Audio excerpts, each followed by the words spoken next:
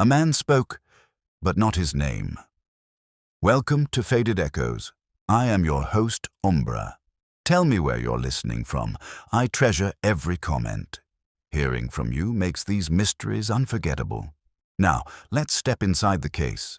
If you ever want to see a doorbell prove that civilization is a thin coat of polish over a plank, come ring ours during Wolfe's afternoon session with the orchids. We keep visiting hours in the office like respectable citizens, strictly after 4, when he descends to deal with humanity. Before that, he's engaged in a kind of horticultural congress upstairs, and if the bell has to exercise itself while he's presiding, it makes me the usher, sergeant-at-arms, and bouncer. Tuesday, 3:07 by the office clock. The bell laid on it like a boxer who'd seen the judges were blind. I was at my desk pretending to rearrange a file of bills so the friendly, stacked ones would calm the jumpy singles. Fritz was in the kitchen creating an aroma that was going to make the public schools petition for a transfer of all their cafeteria budgets to our block. Upstairs, 9,000 orchids were doing their silent opera, and Wolfe was conducting. I let the bell run long enough for whoever it was to feel they'd overcommitted. Then I went to the hall, took a snapshot through the peephole. Female, mid-30s, hat that wanted the front page, eyes that didn't, and opened up. "Good afternoon," I said. "You're early by 53 minutes. That's not fatal, but the penalties can sting." She took me in the way a person checks a cab for a meter.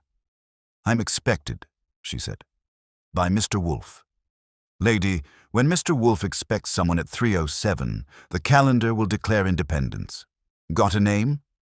She had one ready. Marion Vance. It was a good name and well aimed.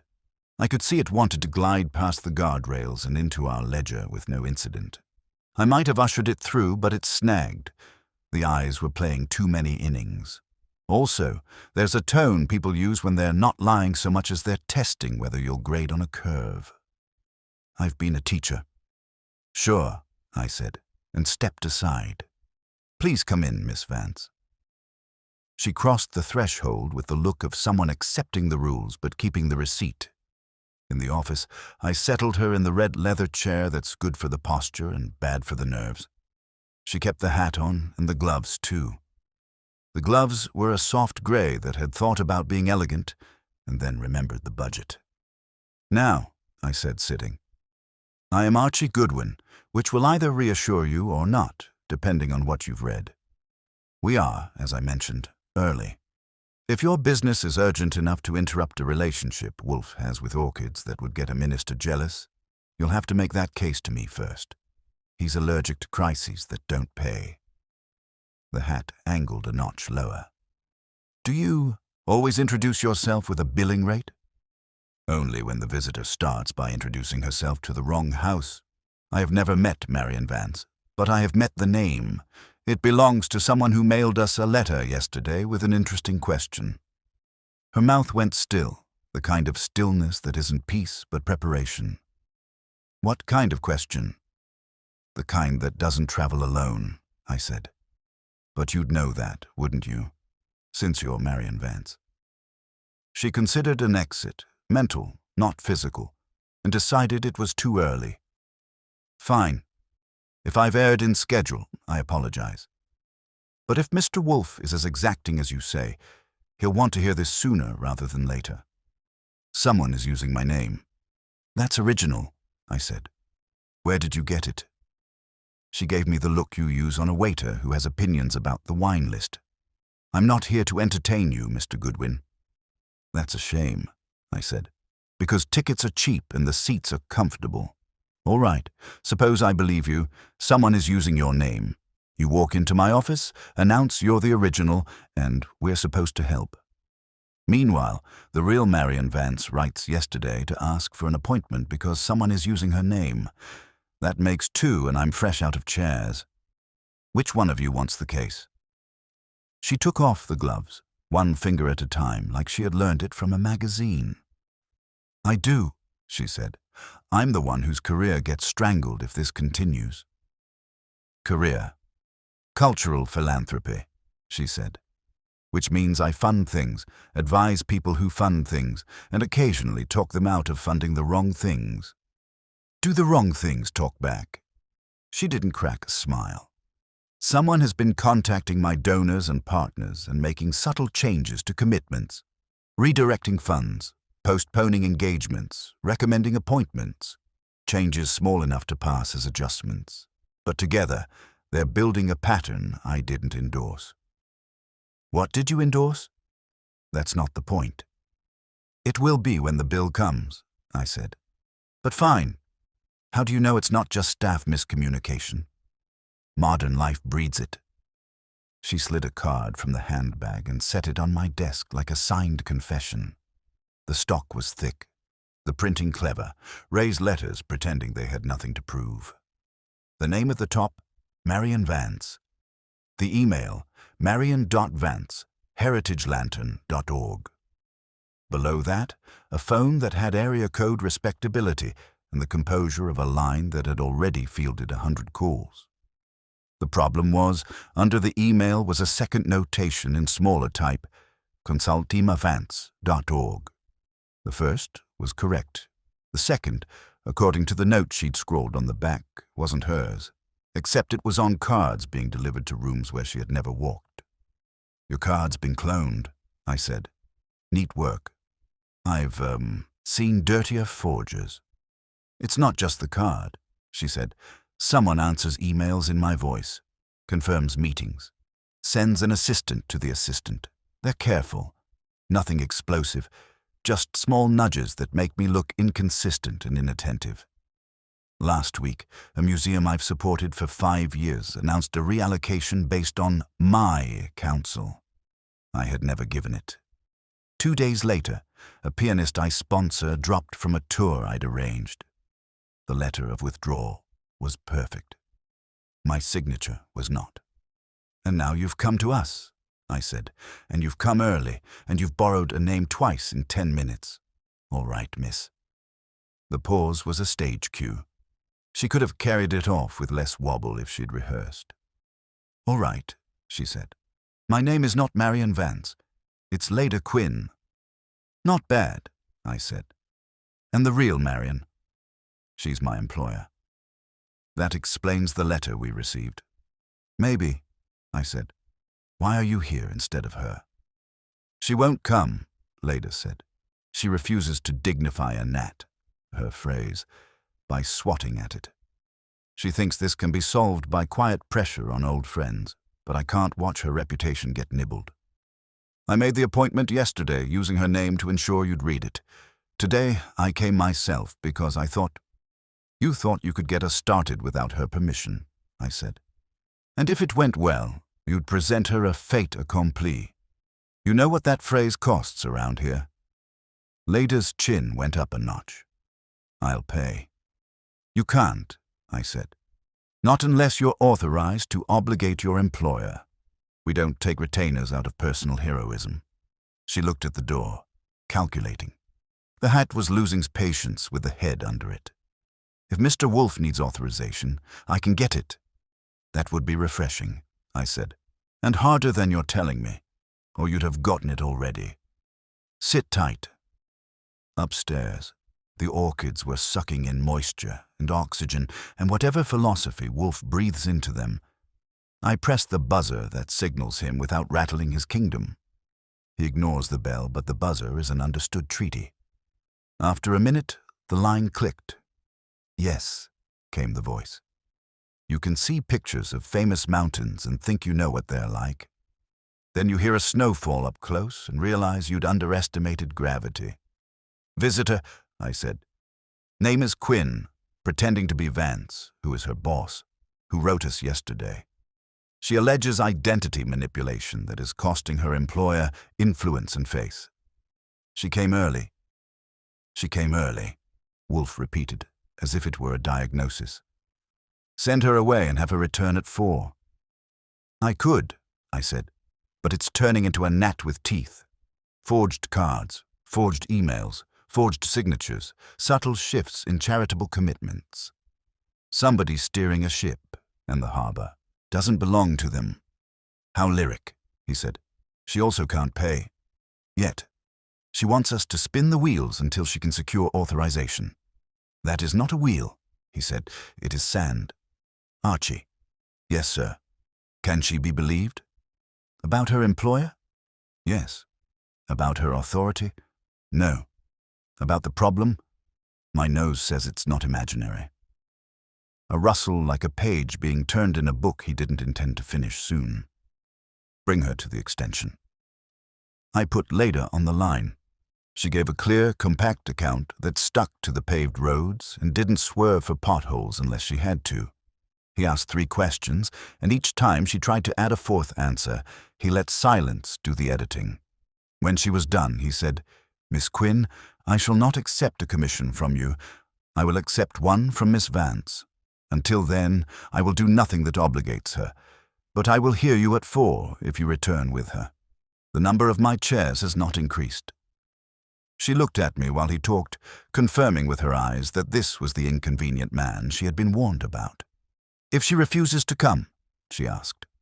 "Then you have my regret," he said. "I don't meddle without consent." The line went dead. I hung up. Leda rose, and the gloves returned to duty. "He won't budge." "That's his hobby," I said. "Some collect coins." "I'll bring her," Leda said, "if I have to carry her." "That I would pay to see," I said. "But let's aim for persuasion. Before you go, leave the forged card, a list of those small nudges, and any addresses being used to impersonate Miss Vance. Also, the letter she sent us yesterday, or a copy. Don't look surprised. If you wrote it, you can reproduce it. I can send you scans." "You can," I agreed, "but the physical card tells me if the paper knows how to lie, and any envelopes, I'm sentimental that way." She hesitated, then slid a second, identical card from the bag and placed it beside the first. "This is one of the fakes." From another pocket, she produced a small glassine envelope with a sliver of adhesive backing. Clean, precise. "This was on a packet that arrived at the office, resealed after someone read it." "You're thorough for an assistant," I said. "I'm thorough because I've watched reputations collapse by inches," she said. "Mine included, if I let this ride." I walked her to the door. On the threshold, she turned. The hat had decided to forgive the day. "If I can't get her to come at 4, she said, "I'll call from the curb." "Don't," I said. "Either bring her or bring nothing. He won't negotiate through a windshield." She left, and the world remembered to inhale. In the office, I put the forged card in an envelope of ours, and the adhesive strip in a little dish that has hosted Stranger. Then I sat down and wrote a memo. 307, woman, name Leda Quinn, substituting for Marion Vance, whose letter we received yesterday. Claim of identity misappropriation. Targets, donors, museum, pianist, artifacts, forged card, reseal adhesive.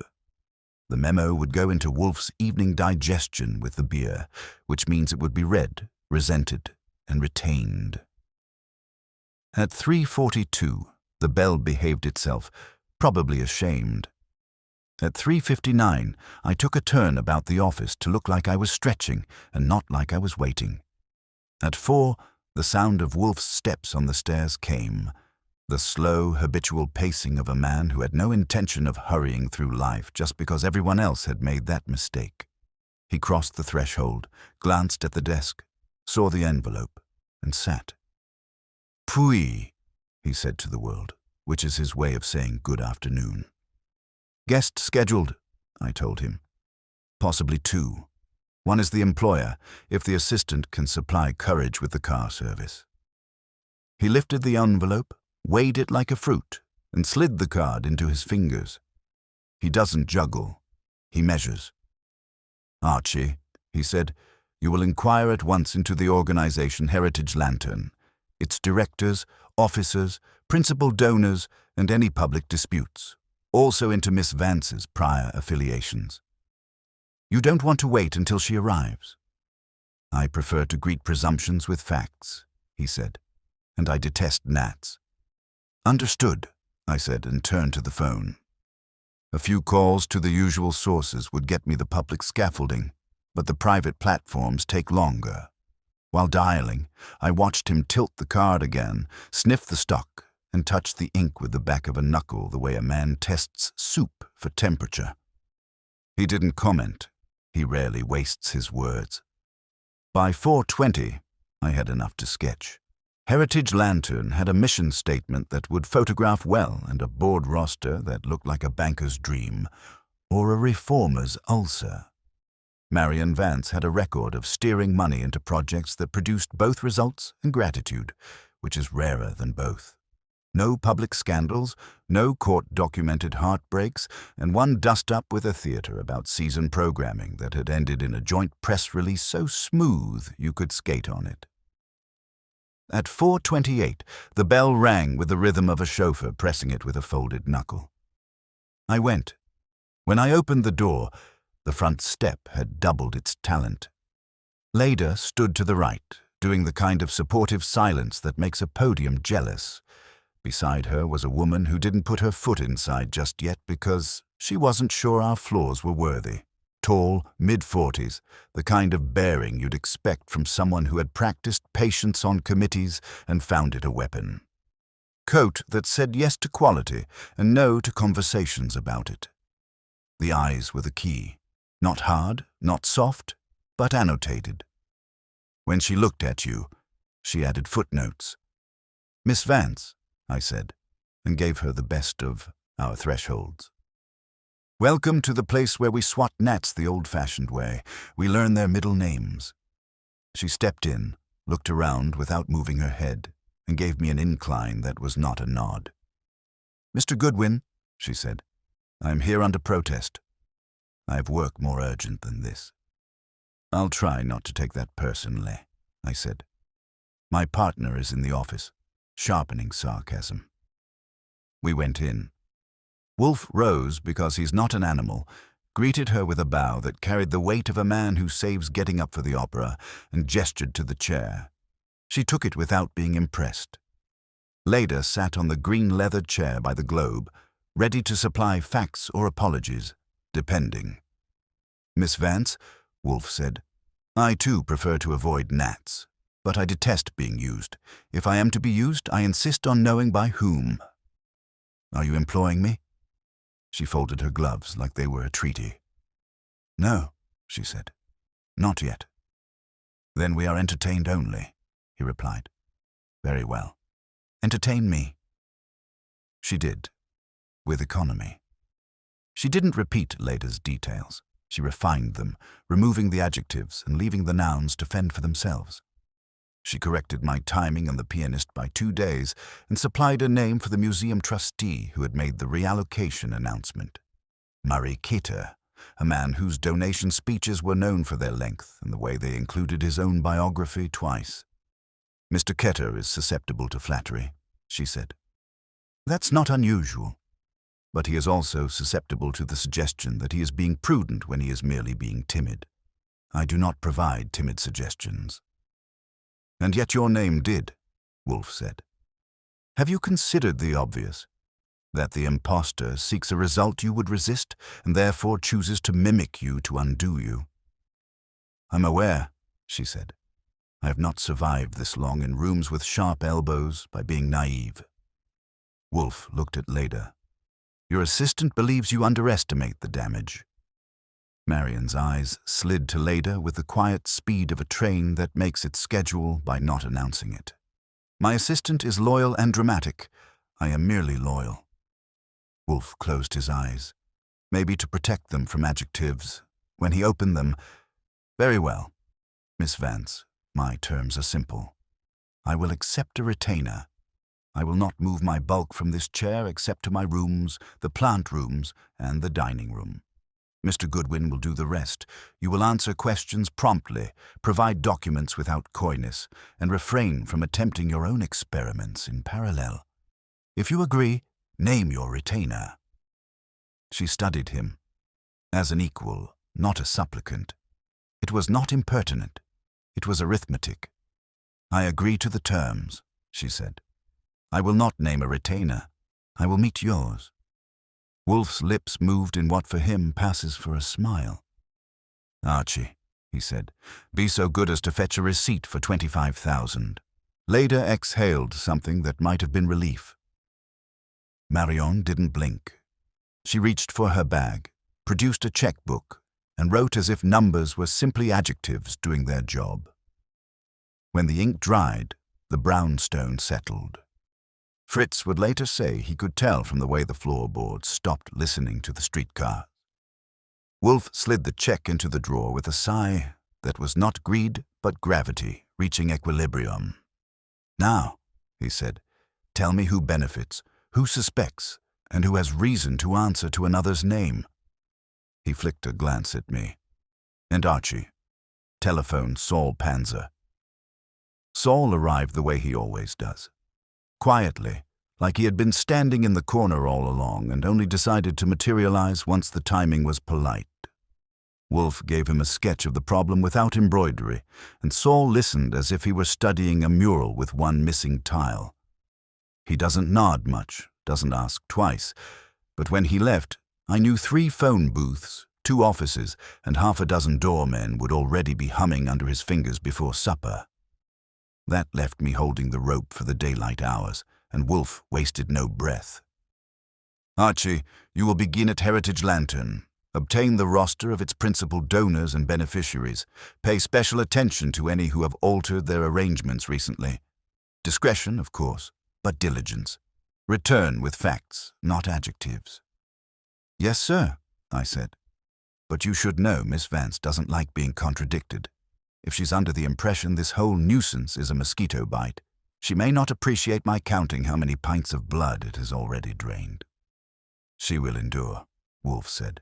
"People who distribute money are rarely reluctant to endure." So out I went, and the weather did its best to soften me. Midtown had just remembered it was spring, and every cafe table was colonized by people pretending their lives were as tidy as the little pots of herbs beside their glasses. Heritage Lantern had offices in a limestone box with a brass directory that looked as if it had seen too many applications from firms that didn't last. I asked for Miss Vance and got a smile that had already been trained in denial. "She's not in today," said the receptionist, neat, mid-20s, and furnished with the kind of phone voice that could soothe the stock market. "She's at appointments until late. May I help you?" "Not unless you're prepared to tell me which donors have been getting love letters they shouldn't." That got me a blank stare with curtains drawn behind it. She offered me a brochure instead. Mission statements, recent galas, photos of board members shaking hands with museum directors. On the surface, Heritage Lantern was solid as a bank vault. Too solid. No mention of hiccups, no whisper of redirection, not a hint that anyone was nibbling at the foundations. I thanked her, pocketed the brochure, and went wandering where the cracks might show. 2 phone calls from the lobby, one to Lon Cohen at the Gazette, who has a memory like an election clerk and a taste for gossip that pays, gave me my first lead. One of Heritage's biggest checks last quarter, slated for a youth orchestra, had instead floated toward a conservation initiative that nobody could find on a map. Lon said the reallocation was announced in Ketter's speech, the same one Miss Vance had disowned. The orchestra had been gracious in public, but backstage they were sharpening knives. The second call to a pianist's agent produced confirmation of the cancellation Leda had mentioned. The letter had indeed carried Vance's signature, but the agent said something odd. The stationery smelled faintly of lavender. He wasn't sure why he remembered that, but when you're paid to notice eccentricities and applause, your nose gets particular. Back at the brownstone, Wolfe was in his chair, beer at hand, a book face down on the stand beside him. He listened while I laid it out. Phony conservation group, lavender-scented stationery, orchestra donors shuffled like cards.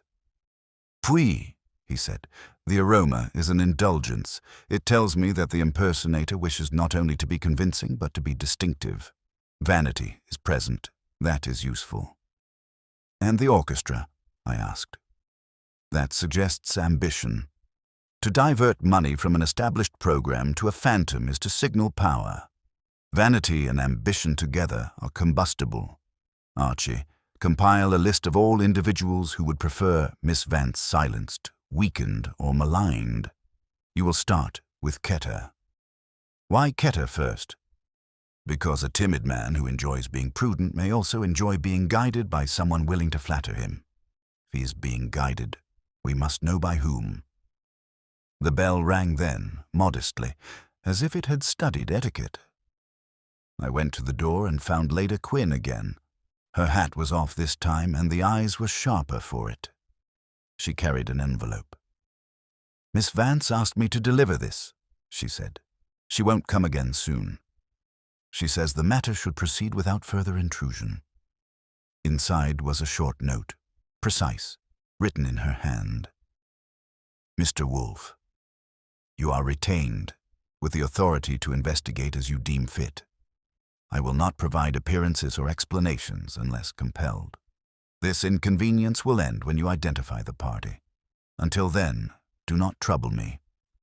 Signed, Marion Vance." I showed Wolfe. He read it twice, then folded it once, slowly, as if to reduce the words to half their volume. "She is a fool," he said, "but a wealthy one. Very well. Archie, tomorrow morning you will interview Mr. Murray Ketter. This evening, telephone Saul. I want to know if any of the impersonator's addresses or numbers trace to a servant, a secretary, or a parasite already near Miss Vance.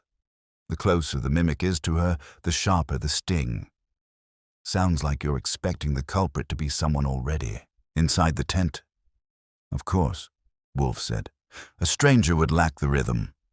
To answer another's name convincingly, Archie, one must first have heard it whispered where the walls do not echo." And with that, he reached for his beer, shutting the door on conversation the way some men shut a safe. I was left to plan tomorrow's legwork and wonder just how many people in Miss Vance's orbit were fluent in whispers. The next morning started with Fritz serving poached eggs that had enough dignity to run for office, and Wolfe showing them the level of respect usually reserved for treaties. He was in a good mood, which means he wasn't in a bad one, and that was my cue to mention I'd scheduled a meeting with Murray Ketter at 10:30. Wolfe grunted approval. "Be precise with him, Archie. He will mistake vagueness for agreement, and he must not leave thinking you concur with him. Extract names. He is vain of his circle." So at 10:25, I was in the lobby of the Ketter building, which was exactly what it sounded like. A 20-story chunk of stone designed to remind everyone that Murray Ketter had survived the Depression, the war, and 2 divorces without losing his taste for brass trim. His office had a receptionist with eyelashes like quotation marks and a phone system that could have directed airplanes. I gave her my name and was shown in after a pause long enough to suggest she had run it through a background check. Ketter was waiting behind a desk the size of an ice rink. He had the look of a man who liked suits with stripes wide enough to be measurable, and his smile was the kind that had been trained in front of a mirror. He offered me a seat and a cigar. I declined the cigar. "Mr. Goodwin, this is a surprise. You're from Mr. Wolfe's office?" "That's right. He's retained to look into some recent misunderstandings connected with Miss Marion Vance. You may have heard." The smile trembled, but only slightly. "Misunderstandings? Oh, you mean the reallocation? Entirely sensible. Miss Vance has always encouraged prudence. The conservation initiative is worthwhile, though perhaps too new for some tastes." "Too new or too non-existent?" I asked. That got me a tightening around the eyes. "I beg your pardon?" "Lon Cohen tells me no one can find this initiative outside of your speech. No offices, no staff, no glossy brochures. That's unusual for a project collecting 6 figures. Ketter shifted in his chair. He didn't like the direction. "The paperwork is forthcoming. I spoke with Miss Vance's assistant. She assured me it was in hand." "Which assistant?" "The young woman with the grey gloves. Efficient. She brought me the revised documents herself." That made my ears stand up. Lady Quinn had mentioned no such visit. And when was this? 2 weeks ago, on a Friday. She delivered the new letter on Miss Vance's stationery. I recall it clearly. She even smelled, faintly, of lavender. Very proper. I let that hang there, while Keter looked pleased with his memory. Lavender again. Either this impersonator carried a sachet, or the coincidence was going to turn into a brick wall. "Did you confirm with Miss Vance directly?" I asked. He chuckled in a way that suggested the joke was on the rest of the world. "My dear man, when one receives confirmation from her office, one does not need to trouble her further. Miss Vance is a very busy woman." I stood, knowing I'd gotten about as much as he intended to give. "Thank you, Mr. Keter. You've been helpful. Wolfe may want to follow up with you directly." "Any time," he said, and it sounded like he meant, "any time you want to admire my furniture." Back at the brownstone, Wolfe was waiting. I delivered the report in full, lavender and all. He leaned back, closed his eyes, and laced his fingers across his middle as if he were auditioning for a statue. "So," he said finally, "our impostor has not merely written letters. She has appeared in person, at least to Keter. Either she is astonishingly bold, or she is astonishingly confident that Miss Vance will not contradict her.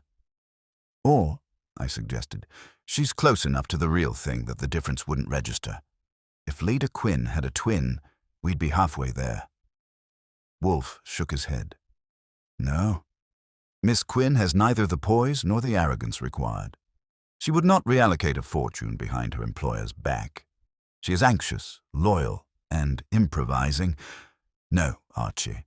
Our impersonator is someone who has watched Miss Vance, learned her rhythms, and chosen to amplify them with little affectations. Lavender, for instance. And what do we do with Keter? Nothing. He's a pawn. He was eager to be deceived, and thus he was. But he has given us proof that the impersonator is willing to step into daylight." At that moment, the phone rang, and I answered. It was Saul. His voice was brisk. "Got a thread. One of the emails traced back through a relay service. The originating IP is tied to an account in the name of Harriet Corbin. She's a program officer at, guess where? Heritage Lantern." I covered the mouthpiece. "Saul's got a name. Harriet Corbin. Works at Heritage Lantern. Email trail leads to her." Wolfe's eyes opened a fraction wider, which in his case is the equivalent of a trumpet fanfare. "Excellent. Saul will proceed discreetly. Archie, you will ascertain Miss Corbin's history, her access, and her relationships within the organization. Do not alert her. If she is guilty, she has already prepared alibis. We must know them before she rehearses them for us." I relayed Wolfe's instructions to Saul, who grunted approval and hung up. Wolfe leaned back again, his expression one of reluctant satisfaction. "It seems, Archie, that the gnat has grown wings. The question is, who taught it to fly?" It took me the better part of the afternoon to get a line on Harriet Corbin without walking straight into her field of vision. Heritage Lantern wasn't a carnival where you could stroll in and start guessing people's weights. It was more like a chess club with cocktails where everyone knew everyone else's pawns. Still, with a few calls and one careful drop-in, I pieced together a sketch. Corbin had been with Heritage for 3 years, long enough to know where the skeletons would be stored if Marion Vance kept any.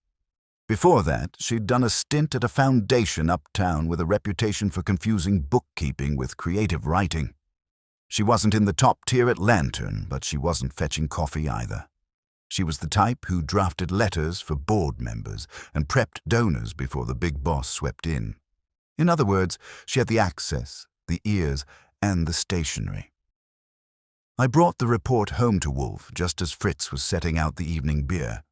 Wolfe accepted my notes with the same gravity he gave the glass, which meant he took both seriously.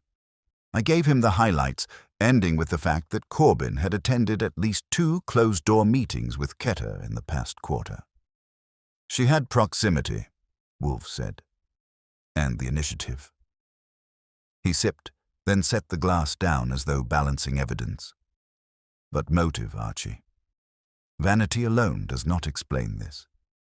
She could be trying to edge her way up the ladder, I said, or line her own pockets. If she can redirect money and mask it as Miss Vance's decision, she might have a side account waiting to be filled. Conceivable, he admitted, but crude. A woman who imitates Miss Vance so capably would not risk exposure for mere lucre. There must be an ambition that cloaks itself as reform. At that moment, the doorbell rang, and Fritz went. He returned with a look that had more spice than the veal cutlets I could smell warming in the kitchen. "A lady, Mr. Wolfe. She says her name is Harriet Corbin." I admit my pulse added an extra beat. I glanced at Wolfe, who lifted his brows. "Show her in," he said. She came in with the confidence of someone who had rehearsed the entrance. Mid-30s, dark hair pinned back without apology, eyes quick and measuring. She wore a tailored suit in a shade of blue that didn't flatter but declared. The kind of clothes meant to project seriousness, not allure. She took the red leather chair without waiting for an invitation. "Mr. Wolfe," she said, "I understand you've been engaged by Miss Vance. I'm here to tell you that you're wasting her time and her money." Wolfe regarded her the way he might an orchid that had bloomed out of season. "Indeed. And why is that?" "Because I know what's happening," she said smoothly. "Someone is playing tricks with her name, yes. But it's not an enemy. It's a disgruntled ally, someone inside the donor circle who thinks Miss Vance is neglecting certain causes. They want to shame her into acting faster. They're wrong, but it's not sabotage. It's clumsy activism. I can provide you with names if you'll keep me informed of your inquiries." That last line was her slip, and I almost applauded. Wolfe didn't blink. "You volunteer this information without charge?" Her lips curved slightly. "I value Miss Vance. But more than that, I value Heritage Lantern. I don't want gossip reaching places it doesn't belong. If you dig too carelessly, you'll damage reputations that don't deserve it." Wolfe made a sound halfway between a grunt and a sigh. "Madam, if reputations are damaged, it will be because their owners have wrapped them in lies. Archie, note that Miss Corbin has offered assistance conditional upon reciprocity. That is not philanthropy. It is barter." Her eyes flashed.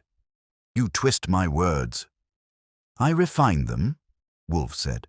"You will not receive updates. If you have names, you may provide them.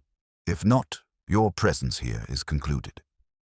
The silence that followed had an edge you could slice dinner with. Corbin stood, straightened her jacket, and glanced at me as though I might be easier prey. "You should tell your employer not to waste her patience," she said. Then she walked out without looking back. When the door shut, I turned to Wolfe. "Well?" She came straight to us, tried to steer, and burned rubber on the way out. That's not the behavior of someone innocent. "Not conclusive either," Wolfe said. "She may have sought to test us, or to see how much Miss Vance has confided. But she erred." "Which part?" "The part where she attempted to shape my inquiry. Innocence does not demand conditions." The phone rang again. Saul. He reported he'd traced a second forged email routed through the same relay as the first. This one had been sent to the agent of a gallery Miss Vance had been courting for months. The address used? Harriet.Corbin. Consultimemvance.org. I repeated it aloud. Wolfe closed his eyes. "That is both clumsy and arrogant. She believes she can append her name to Miss Vance's and remain undetected. Archie, tomorrow you will go to Heritage Lantern and speak with other officers. Casually, of course. Inquire about Miss Corbin. Ask who praises her, who despises her, and who owes her favors. By evening, I want a map of her allegiances. Then we shall know whether she is an impersonator, an accomplice, or merely a decoy. Suppose she's all three. Then, Wolfe said, reaching for his beer, she will discover that answering to another's name is a privilege that rarely lasts. The next morning, I headed back to Heritage Lantern with Wolfe's instructions folded neatly in my head. I wasn't there to expose Harriet Corbin. I was there to take her temperature by checking the climate around her. The Foundation's lobby looked even more polished than it had 2 days before, as though someone had ordered an extra shine on the marble just to prove they had nothing to hide. This time, instead of asking for Miss Vance, I asked for one of the junior officers, a fellow named Parker Lamb. He was the type who looked as if he'd been born wearing cufflinks and had spent his adolescence practicing his nod in the mirror. Over lunch in a cafe nearby, I got him talking about Lantern's staff. It didn't take long before Corbin's name came up. "She's efficient," he said, stirring a coffee like it might yield confessions. "Ambitious, too. Some say she wants to run her own foundation one day, but she's sharp. Donors like her. She makes them feel understood." "Does Miss Vance like her?" I asked. Lamb hesitated. "Miss Vance tolerates her. She values precision, not enthusiasm. Harriet is precise when she chooses, but she sometimes improvises. Miss Vance has little patience for improvisation." That was interesting, considering the improvisation we were investigating. I let him ramble, and before long, he told me Corbin had personally smoothed over a dispute last year when a donor accused Lantern of misplacing a grant payment. She had produced letters, reconciled accounts, and persuaded the donor to stay. According to Lamb, it was a performance that earned her quiet applause. I made a note of it. Letters again, her weapon of choice. Later that afternoon, I tracked down another staffer, an assistant who handled scheduling. She was younger, less rehearsed, and not immune to a little flattery. She told me that Corbin had the ear of several board members and that when Miss Vance was unavailable, Harriet often stood in at informal gatherings. "She could be the face of Lantern if you didn't know better," the girl said. By the time I made it back to the brownstone, Wolfe was waiting, a globe of beer balanced on the arm of his chair. I gave him the rundown, Lamb's praise, the assistant's casual admission, and Corbin's role as unofficial substitute. "She has cultivated the shadow of authority," Wolfe said. "And in so doing, she has prepared the stage for impersonation. The lavender, the forged stationery, the in-person visit to Ketter, so all consistent with a woman who has rehearsed her part until she believes the stage is hers." "She's bold," I said. "Too bold. Why show up here last night and try to steer us?" "To measure us," Wolfe replied. "To see whether we are blind, pliable, or both. That error suggests she is not yet certain of her footing." Before I could ask what he wanted next, the phone rang. It was Saul again, and his report made Wolfe's eyes narrow in that way that signals a curtain being pulled back. Saul had spoken with a contact at the relay service. The impersonator's account had been paid for not by Corbin directly, but by a debit card issued through a donor-advised fund controlled by Heritage Lantern itself. In other words, the money to cover her disguise had come from inside the house. I repeated it for Wolfe. He let the silence work for a long 10 seconds. "So," he said finally, "she has used the very institution she serves to shield her fraud. Archie, do you perceive the elegance?" "Elegant isn't the word I'd use," I said. "But I get it.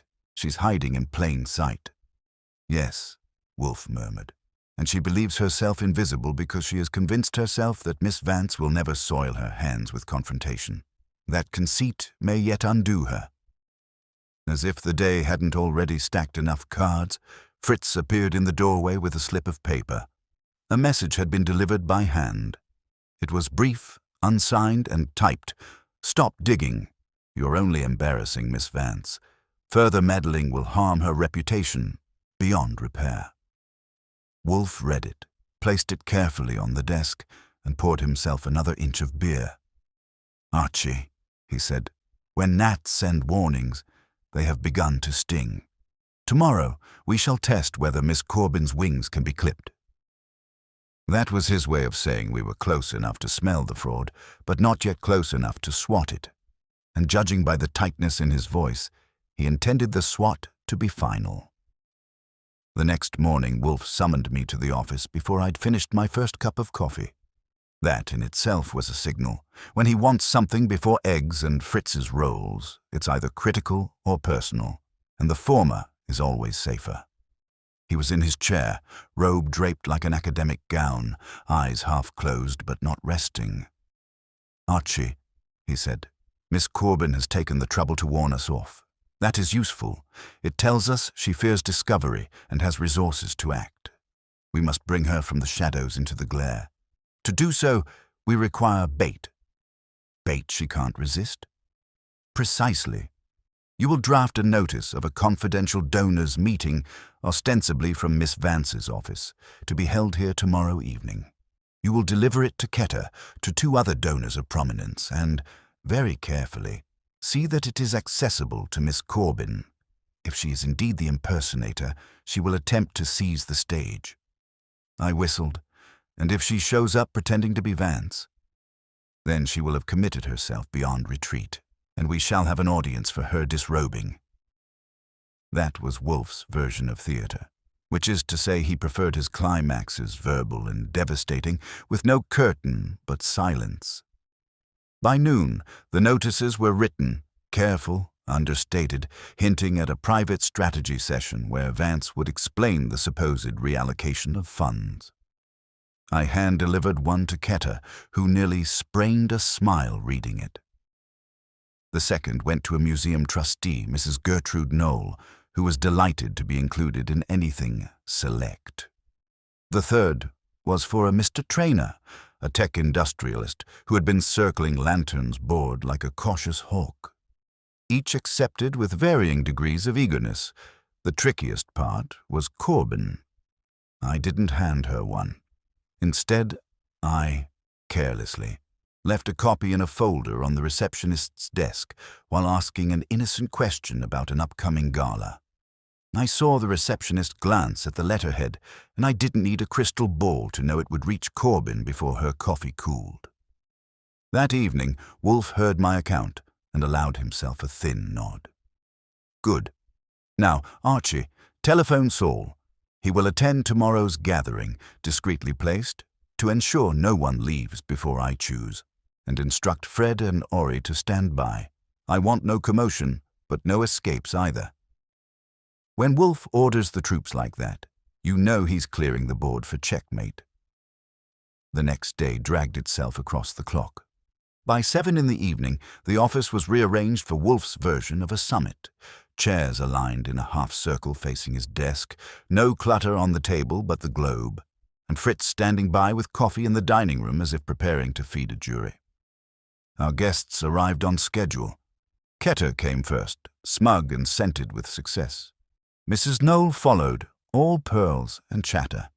Traynor arrived third, brisk and watchful, as though he suspected ambushes in architecture. I seated them, kept them oiled with small talk, and waited for the last piece to drop. At 7:30 sharp, the bell rang again. When I opened the door, Harriet Corbin stood there, crisp in another tailored suit, this time in grey. She carried a slim folder, and her eyes told me she believed she was about to conduct the orchestra. "Miss Vance asked me to step in," she said smoothly, brushing past me toward the office. And that was when I knew Wolfe's trap had sprung, because Marion Vance herself had not been invited. Wolfe hadn't needed her. He had counted on Corbin being unable to resist the chance to impersonate. Inside, Wolfe rose, a rare sight that hushed the room more effectively than a gavel. "Ladies and gentlemen," he said, his voice slow and measured, "you are summoned to hear Miss Vance explain recent peculiarities. But it is not Miss Vance who stands before you. It is Miss Harriet Corbin who has presumed to answer to another's name." The donors stiffened. Corbin's face froze for a heartbeat, then rearranged itself into indignation. "That's absurd. I'm here at Miss Vance's request." "Pfui," Wolfe thundered, and the sound cracked the air like a whip. Miss Vance has made no such request. You, madam, have falsified letters, redirected funds, and even impersonated her in person, all under the pretense of serving Heritage Lantern. You have appended your name to hers, quite literally, in forged correspondence. The lavender you favor is a foolish vanity. It betrayed you. The room was silent except for Corbin's breath, sharp and shallow. Then Traynor leaned forward, his tone icy. "Is this true?" Wolfe didn't let her speak. "It is demonstrably true. Saul Panzer traced the fraudulent accounts to a donor-advised fund managed by Heritage Lantern, to which Miss Corbin had access. Mr. Ketter received her in person, mistaking her counterfeit poise for Miss Vance's. Others have been duped by her forged stationery. It is enough." Corbin's mask cracked then, a fissure that ran from her eyes to her clenched jaw. "I did it," she spat. "Because she, Marion, sits on influence she refuses to use. The world needs patrons with vision, not hesitation. I could steer the money where it mattered. She would never dare." "Vision," Wolfe said, sinking back into his chair. "No, madam. Vanity dressed in the stolen garments of another. You sought not to serve, but to supplant. You answered to another's name because your own lacked weight. And in so doing, you have unmasked yourself." The donors murmured, scandal curdling their voices. Corbin looked around, realized there was no ally in the room, and for a moment seemed about to bolt. But Saul was already in the hall, and Fred's silhouette at the door made escape pointless. Wolfe raised a hand, and the murmurs died. "You will surrender every document, every account, and every communication you forged. If you refuse, the police will be given them instead. I suspect you prefer to negotiate with Miss Vance rather than with the district attorney." Corbin's shoulders sagged. "I'll give you everything," she said, low but clear. The game was finished, but the cleanup would take time. Wolfe dismissed the donors with polite gravity, assuring them that Heritage Lantern would recover its integrity. As they left, scandal and relief mixed on their faces like cream in coffee. When the last guest had gone, Wolfe rang for Fritz and demanded beer. He leaned back, closed his eyes, and let silence take the room. Finally, he spoke. "Archie, humanity is never so inventive as when it seeks to borrow the names of others. It is the oldest theft, identity itself. Miss Corbin believed she could wear Miss Vance's name as one wears a borrowed coat.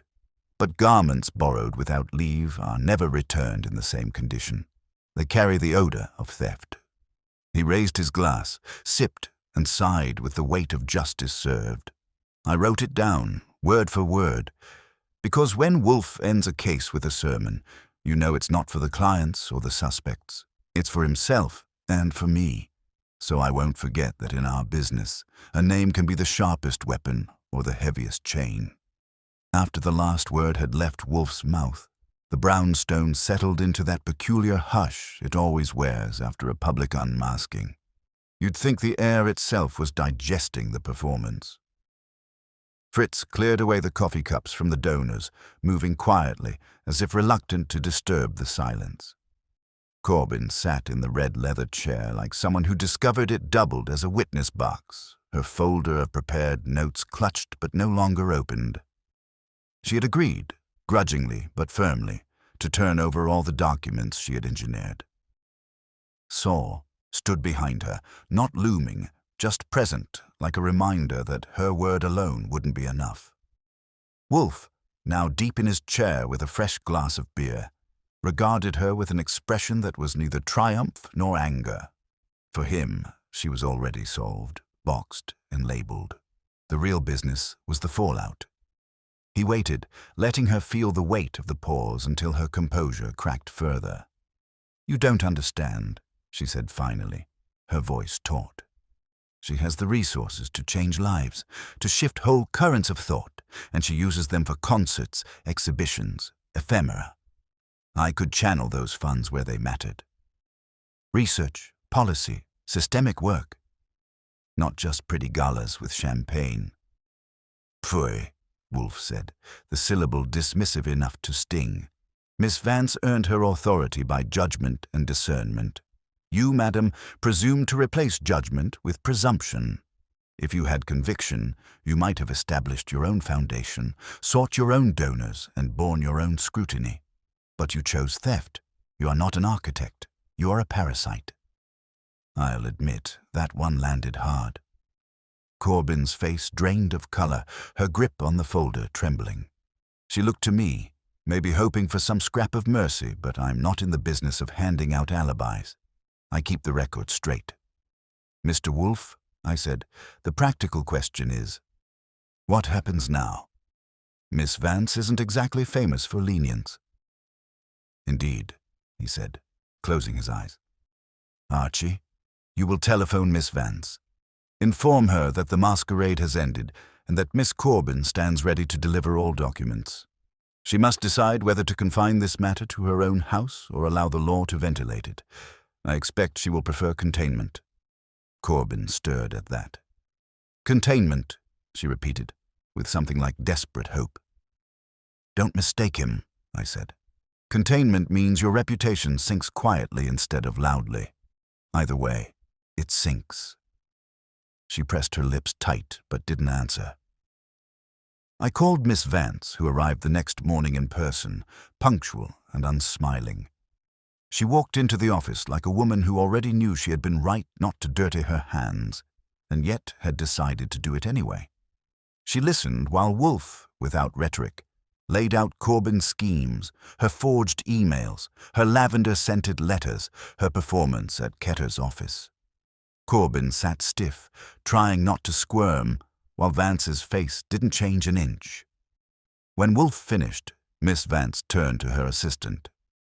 Later, she said, and the younger woman straightened. You will ensure that every piece of forged correspondence, every account, and every list of donors is retrieved and catalogued. Then you will place them in my safe. Miss Corbyn's employment, naturally, is finished. The police are not to be troubled, but the board will hear of this. They will know precisely what she attempted. Corbyn flinched, but it was the flinch of a cornered actor who knows the curtain has dropped. She rose, nodded stiffly, and walked out under Saul's escort. When the door closed, Miss Vance turned to Wolfe. You have done your duty. I will see that Heritage Lantern survives this with its dignity intact. You will be paid further for your discretion. I do not require further payment, Wolfe said, lifting his chin. But I insist on one thing, that you reflect on how your hauteur, your refusal to act decisively, furnished opportunity for this betrayal. Authority unexercised invites usurpation. You provided the stage on which Miss Corbyn performed. For once, Marion Vance blinked. Then she inclined her head, the closest thing she would ever offer to concession. Without another word, she left Leda at her side. The brownstone exhaled again. Wolfe, exhausted by words, signaled Fritz for the midday meal. I sat at my desk, filling in my notes, when he rumbled, almost to himself, A name, Archie, is the essence of a life. To answer to another's name is to steal not only power, but identity itself. Such theft never ends in triumph. It ends, always, in exposure. I couldn't help grinning. I'll remember that the next time someone calls asking for Nero Wolfe and gets Archie Goodwin instead. He opened one eye, not amused. Archie, you are incorrigible.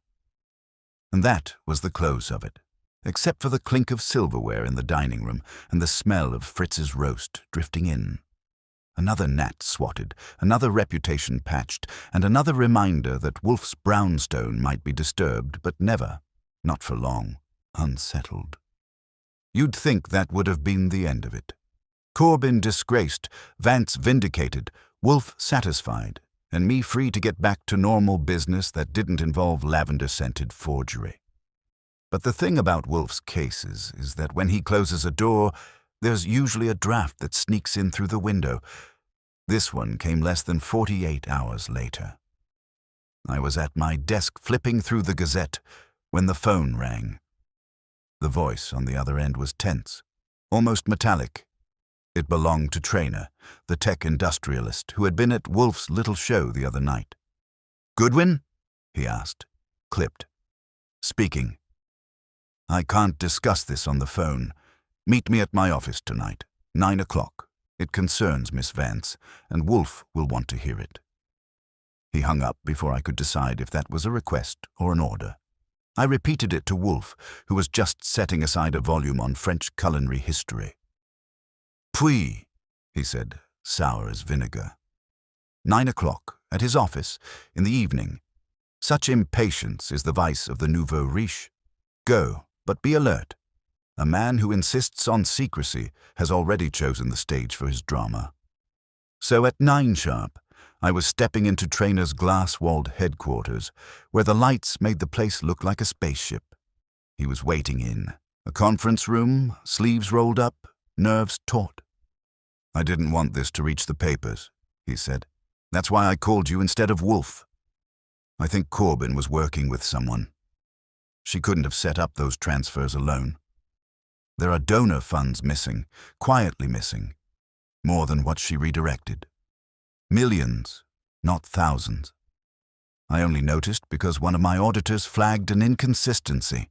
If word gets out, Lantern collapses." That was more than a draft. It was a gale. "You're saying Corbin was the front, not the whole show?" "Yes. And if that's true, then your little performance the other night only clipped one wing, the other's still flying." I got back to the brownstone just before 11. Wolfe was still awake, which meant he'd been expecting me. I relayed Traynor's story, every number, every phrase.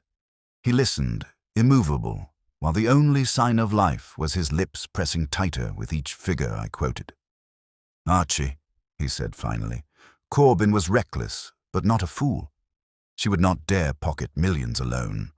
She was serving a hand behind her. The question is, whose?"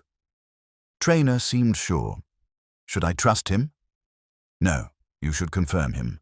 Tomorrow you will see Lon Cohen. Ask discreetly whether whispers of missing funds have reached his ear. If not, then Traynor has been careful, too careful, and you will inquire again at Heritage Lantern, quietly.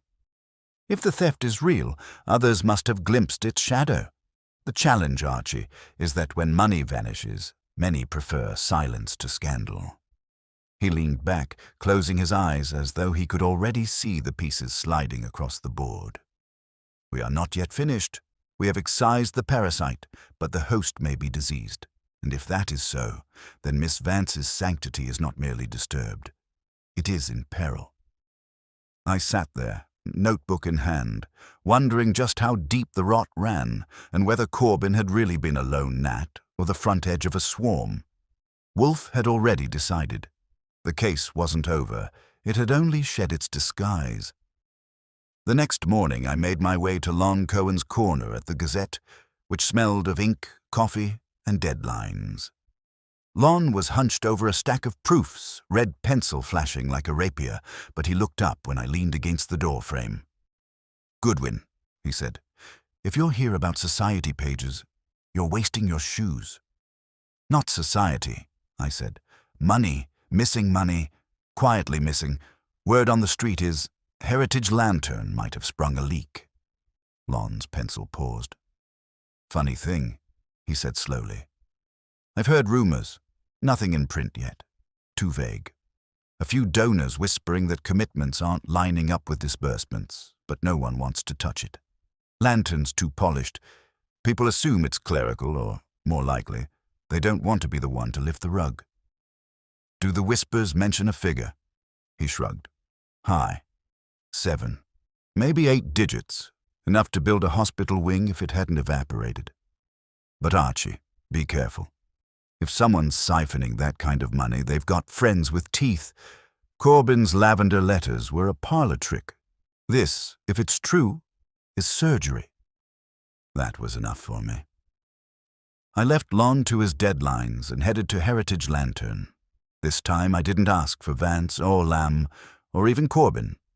I went straight for the back channels, The clerical staff who keep the calendars, log the checks, and balance the ledgers when no one's looking.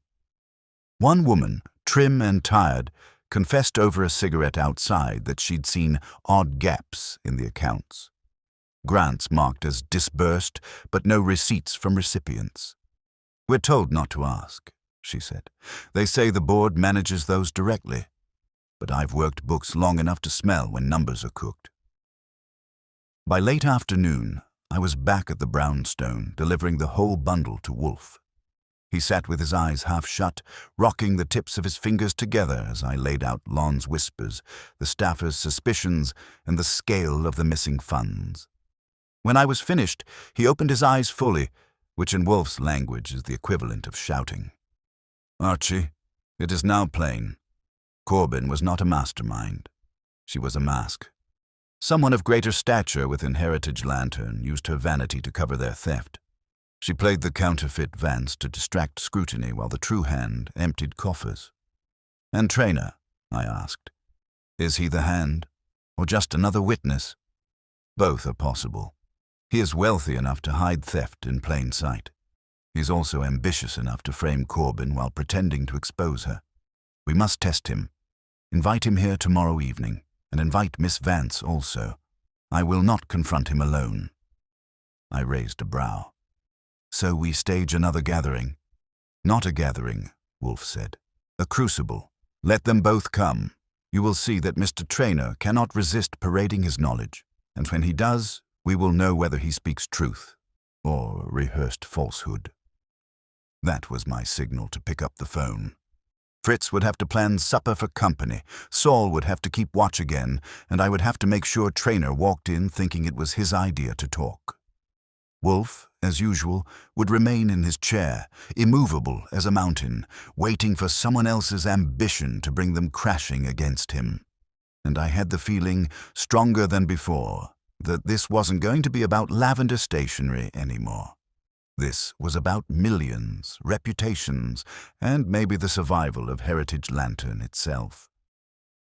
Traynor arrived first the following evening, punctual and polished, the kind of man who treats a clock as both ally and alibi. Fritz showed him into the office, where Wolfe sat already installed behind his desk, monumental as always. I offered Traynor a chair. He accepted, though he carried himself like a man convinced. The real negotiations would start only when he chose. Miss Vance came 10 minutes later, with Leda Quinn at her side again. She greeted Wolfe with a curt nod, ignored Traynor except for the briefest glance, and took the chair she had used before. Leda sat slightly behind her, notebook ready.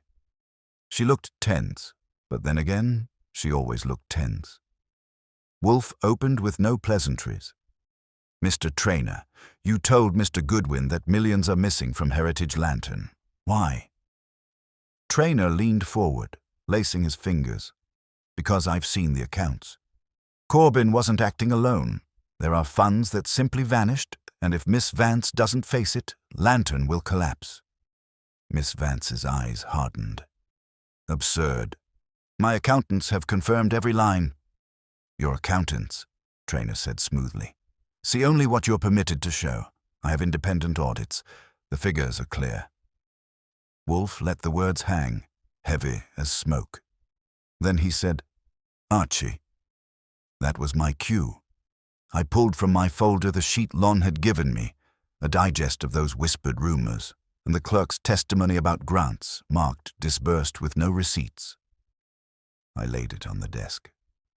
"So far, the whispers line up with your story, Traynor. But there's a wrinkle.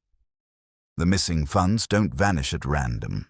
They follow a path, into shell initiatives that exist only on paper. The same kind of paper Corbin was using for her forgeries. That suggests not just theft, but orchestration." Traynor smiled thinly, like a teacher humoring a bright student. "Exactly. That's why I came to you. You've proven Corbin's guilt. Now you must find her partner. That's the true thief." "Pooh," Wolfe said, and it was like a stone dropped into water, final, irrefutable. "You overreach, sir. You assume I will hunt in the direction you point. But I have already hunted. Corbyn's folder contained duplicates of correspondence she believed destroyed. One letter to the board authorized a transfer of $7 million. The signature was not hers. It was yours. Trainor's jaw set, but he didn't blink. Forgery. Clearly part of her game. No, Wolfe said softly, because it bears more than your signature. It bears annotations in your hand. Notations consistent with others we have seen from your office. Your auditors flagged inconsistencies not by accident, but because you instructed them to. You created the appearance of a discovery in order to present yourself as rescuer, not culprit. The room froze. Vance's lips tightened. Lada's pencil stilled. Trainor tried to speak, then stopped, then forced a laugh that sounded brittle. This is nonsense. If I had wanted to rob Lantern, why expose Corbyn? Why not let her carry the blame alone? Because, Wolfe said, his eyes opening fully now, you intended to use her collapse as a shield. She was the distraction, the counterfeit Vance drawing attention. When she fell, as she inevitably would, you would step forward with your audits, denounce her, and position yourself as the savior of Heritage Lantern. In the resulting void, you would inherit authority over its board and its funds. You sought not merely money, sir, but dominion. That did it. The mask slipped. For the briefest instant, his face carried the naked truth. Ambition sharpened into hunger. He tried to recover, but the silence in the room was heavier than chains. Miss Vance rose slowly, every movement deliberate. "Mr. Trainor," she said, her voice cold as polished stone, "you will leave my foundation at once. I will see that your schemes are laid bare to the board, and if necessary, to the authorities. I will not have Lantern's name dirtied by your ambition." Trainor stood too, anger rising in his cheeks. "You can't prove. You're already proved," Wolfe interrupted. "Your protests only confirm it. Archie, see him out." I didn't have to touch him. Saul had materialized in the hallway with a look that discouraged dramatics. Trainor left, stiff-backed, his silence louder than denial. When the door closed, Wolfe exhaled like a man easing himself from effort into satisfaction. "Miss Vance, you are fortunate. Miss Corbyn's vanity was dangerous, but manageable. Mr. Trainor's ambition, unchecked, would have devoured you entire. Consider this a warning. Authority abdicated will always be seized by another." She inclined her head again, a gesture that might have been gratitude or pride, or both. Then she departed with Lada, leaving the brownstone to reclaim its peace. Wolfe signaled for beer. "Archie," he said, lifting the glass, "remember this. There's no greater folly than a man who believes another's ruin will disguise his own. Sooner or later, the mask cracks, and the face beneath is always uglier." I jotted it down, because when Wolfe wraps a case with philosophy, it means the ledger is closed, the chairs are empty, and the brownstone is ours again. And I'll admit, after nights of lavender, forged letters, and vanished millions, nothing ever tasted better than Fritz's supper and Wolfe's silence. The morning after Trainor's performance, the brownstone felt like it had gone back to normal. Quiet, steady, Fritz humming in the kitchen, Wolfe behind the orchids upstairs. But I've learned that after a storm clears, Wolfe always checks the windows for leaks. He called me into the plant rooms just after 11, which meant the orchids were getting an airful of logic as well. "Archie," he said, not looking up from a cluster of cattleyas, "Trainor will not accept exposure. He will attempt to bargain, to threaten, or to discredit Miss Vance. Possibly all three. We must anticipate his movements." I asked the natural question. "Do you expect him to try you as well?" "He already has," Wolfe said, pinching a bloom with the delicacy of a jeweler. "By presenting himself as informant, he attempted to entangle me as accomplice. He will now claim misrepresentation or error or persecution. Men who cannot admit guilt always invent its opposite." That sounded like a prediction, but it was more like a warning, because not 2 hours later the phone rang. It was Lon Cohen again, voice sharp and rushed. "Archie, you know what's just landed on my desk? A leak from Trainer's office claims that Nero Wolfe engineered a smear campaign to protect Miss Vance. He's hinting to the press that you planted forged evidence. If it runs, it'll smell like blood in the water." I thanked him and broke the news to Wolfe. He didn't blink.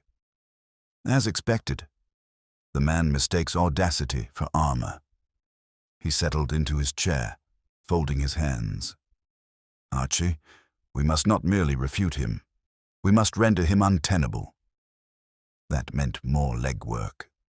By late afternoon, I had Saul trailing Trainer's secretary, Ori digging into his business associates, and Fred checking whether Trainer had shifted any of those phantom millions into accounts he thought hidden. I did my part at Heritage Lantern, discreetly asking whether any board members had received sudden favors. The answer came from Mrs. Knoll, who confided after a luncheon that Trainer had promised her nephew a consultancy once Lantern modernized. She said it with the careless pride of someone who hadn't realized she was repeating her own indictment. I brought that back, and Wolfe let the corners of his mouth curve. Not a smile, but acknowledgement. "Bribery disguised as modernization," he said, "typical of men who view institutions as machines to be recalibrated. Very good. With Saul and Fred, we shall know more by tomorrow. Meanwhile, Archie, write a memorandum for Miss Vance. She must be prepared. Tell her plainly, if she refuses to confront Trainer before the board, she will lose her authority regardless of our proofs." That night, as Fritz laid out a lamb roast that could have converted a vegetarian, Wolfe finally allowed himself a second beer and a long sigh. "Archie," he said, "note well. The theft of identity and the theft of funds share a root. Both are parasitism. But whereas Miss Corbin sought only to be mistaken for her superior, Trainer sought to hollow her entirely. That is the greater crime, and it is the one that must be punished." I didn't argue. I just wrote it down, because when Wolfe starts drawing lines between parasites and predators, it means the case isn't just about evidence anymore. It's about the order of things. And once he's decided what order must be restored, nothing short of final proof will stop him from restoring it. It all came to a head in the brownstone, as it usually does. Wolfe had summoned Miss Vance with Leda in tow, and the timing was no accident. Saul, Fred, and Ori had all delivered their pieces of the puzzle that morning, and Wolfe had spent the afternoon in his chair, eyes closed, hands folded across the arc of his stomach, arranging them in silence. When he opened his eyes at 7:30, I knew the case was about to be closed like a trap door.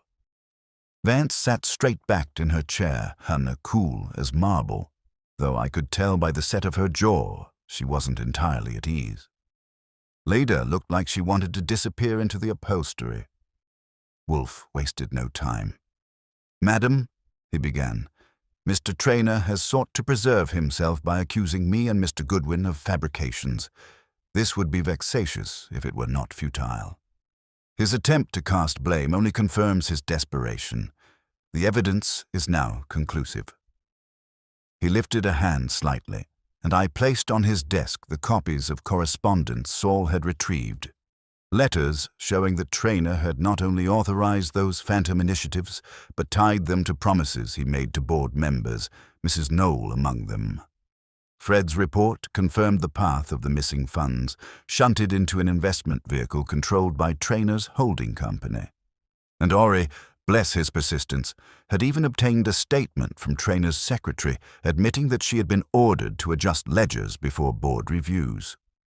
"All three," Wolfe said, tapping the folder with one finger, "converge. The theft was deliberate, extensive, and masked by Corbin's play-acting. When she fell, he intended to step forward as savior. He miscalculated." Miss Vance studied the papers in silence, her face still, but her eyes sharp.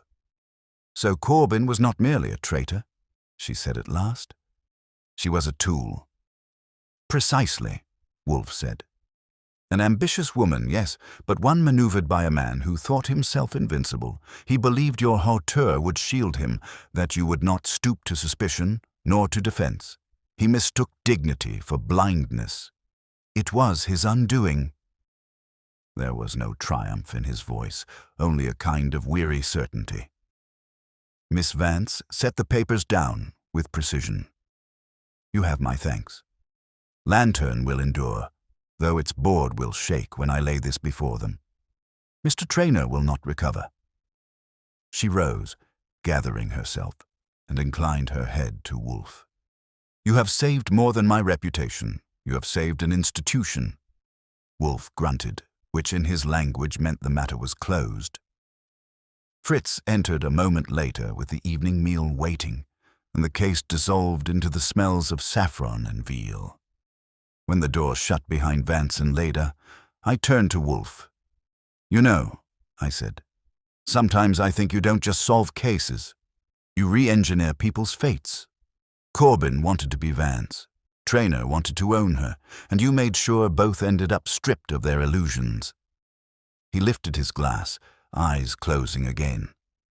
Archie, illusions are fragile currency. When men spend them as if they were gold, they discover they cannot buy silence, nor trust, nor time. Miss Corbin borrowed a name. Mr. Traynor borrowed authority. Both debts have come due. He drank, settled back, and let the room return unto its natural stillness. And that was it. Another storm passed, another set of human follies arranged into Wolfe's ledger of order. The brownstone was quiet again. Fritz's dinner was perfect as usual, and I had the last line ready in my head. When you live with a man like Wolfe, justice isn't just served. It's plated, garnished, and delivered with absolute certainty. Absolute certainty. Absolute certainty. Absolute certainty. Absolute certainty. Absolute certainty. Absolute certainty. Absolute certainty. Absolute certainty.